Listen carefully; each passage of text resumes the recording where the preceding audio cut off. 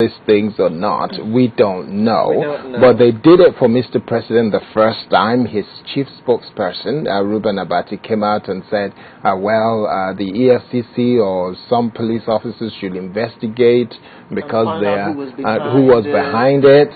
And it went like that, nothing was exposed, and then shortly after that, now recently, we've seen the posters coming out with a vengeance. It's come out again. Mr. President, Jonathan Ebele Azikiwe, Goodluck Jonathan, he is aspiring to be the next president again. So, you know that anyone who puts out that kind of thing is not anyone at my level or your level. No. So they are above our pay grade. Yes. And they're making the kind of money that allows them to use extra peanuts from that income to go do posters and put it out there. Like they say in Pidgin, not them. Not them. Their own people. I mean, who's going to come out and tell us who they are? They become masquerades. Who's going to name them? But these are the guys who are behind this. This is what the investigation has proved.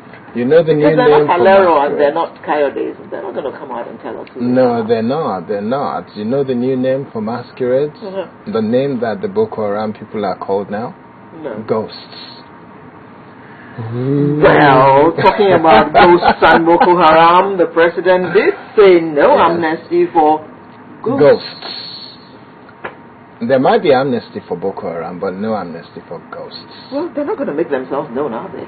I don't think so. Every I don't time we see see it pictures happening. of them, have you seen how They've got their faces covered and all that? Yes, they've got the balaclava on, and you see all of that, and you're expecting that at some point some people will come out as the political wing of Boko Haram, and these will be the people that will speak on behalf of Boko Haram and say that this is what we believe, this is why we're fighting, and this is what we want, and we want amnesty. But we still wouldn't know who they are because they're going to show up at these meetings with their balaclavas on. Yes.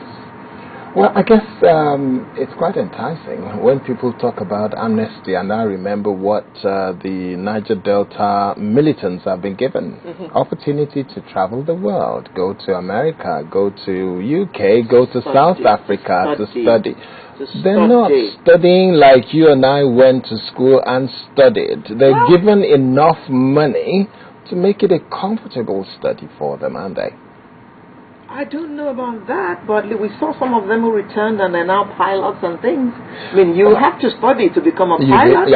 Absolutely. Or nobody's going to give you a plane to fly and risk people's lives. No, they've done so well. Some of them actually studied. No, they did. In comfortable environment. That is good. And that is good. I need to go and be a militant so I can get to go back to school. What am I going to study at this ripe old age? But it is a good thing that the Niger Delta militants got that opportunity.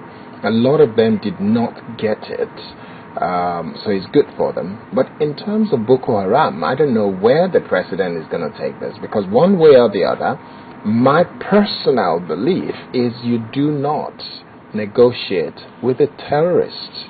But if Boko Haram cease to be classified as terrorists and suddenly they become northern militants, that might change the way people perceive things. What's in a name?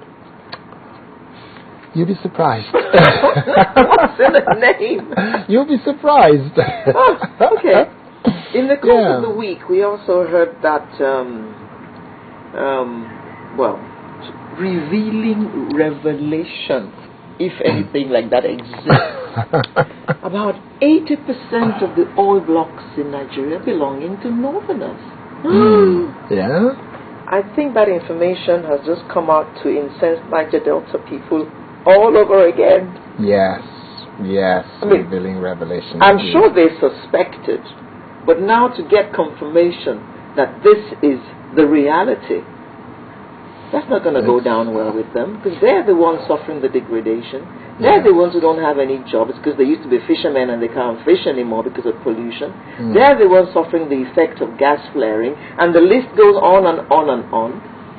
And people are sitting up in the north, nice and cozy, not suffering anything, and enjoying the spoils of owning You know, there are Oil blocks. yes, there are two sides to this coin. On the one hand, I cannot query or quibble over who gets the oil block.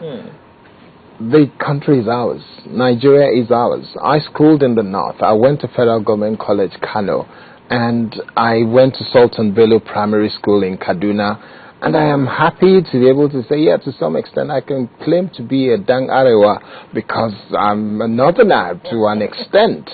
Because wherever your home is, I'm Nigerian. Yeah. Now, if a northerner has oil block, or several of them, or many northerners have oil blocks, and you see the impact of it in the northern part of Nigeria, I'll be quite delighted to have my home in Kano or in Kaduna. I'll be quite delighted to have that.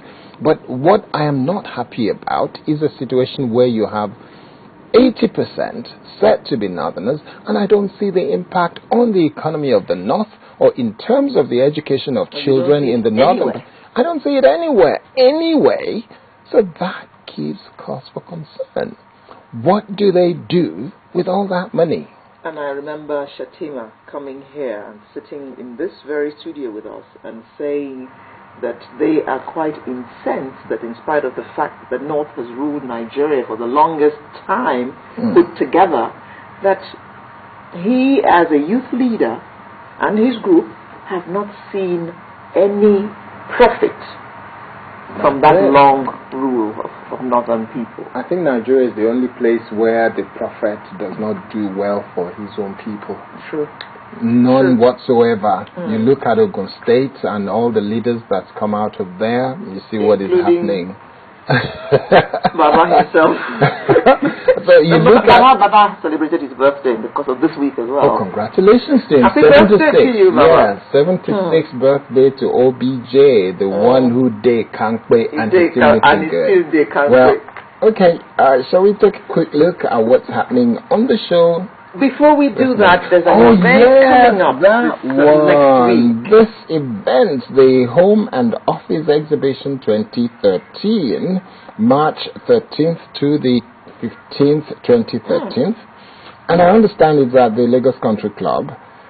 Now, what should one expect to see at the Home and Office Exhibition? Anything that has to do with the home and the office. We've got power generation people, we've got furniture, we've got soft furnishings, we've got home decor people with their artificial plants and all that.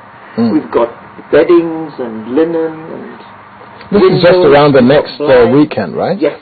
So it's at the Lagos Country Club, 2 Joel Odunake Street off Mobolaji Bank, Anthony Way in GRA. And if you want to take a look at what is good for the home, and some of the things I saw there, they're quite colorful, bright, brilliant, beautiful, and delightful to see in your sitting room. And please come, it's free. You come in for free and you get discounts as well when you come to see these things. Yes, that's good. That's good. I will be there. I will probably pick up 1 or 2 new things. It's good. Yes. Good. Okay. So one quick run through the things that we have to do on the show this morning. The first one on the menu is security in Nigeria. And we'll be discussing that. Well, it can't go away, can we? We keep discussing it and we keep discussing it, but we have to keep discussing it. That's why we're going there again today. And then after, we'll be looking at maternal mortality reduction. And of course, after that, we'll be taking a focus on Kenyan election. And I understand either within the next few minutes or within the next half an hour, we'll be hearing the results.